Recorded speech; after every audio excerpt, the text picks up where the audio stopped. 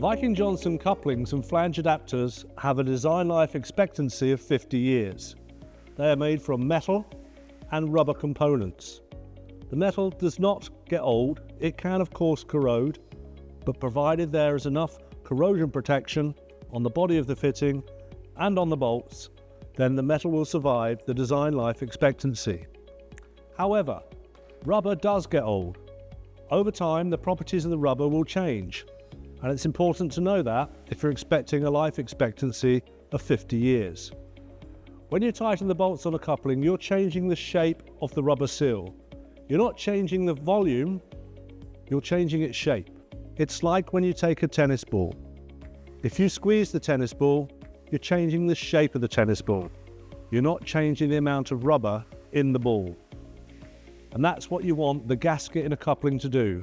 When you change the shape of the gasket is pushing on the pipe surface and the metal components of the coupling to try and return it to its original shape. And it's that gives you the sealing pressure for a long time. Now, when I blew up this balloon a couple of minutes ago, I've changed the shape of the rubber. I've not changed the amount of rubber in the balloon. And you've all seen it. When you let that balloon down just after a short period of time having its shape changed, it's not returned to its original shape. And that's because it's made of low quality rubber. Viking Johnson does not use low quality rubber.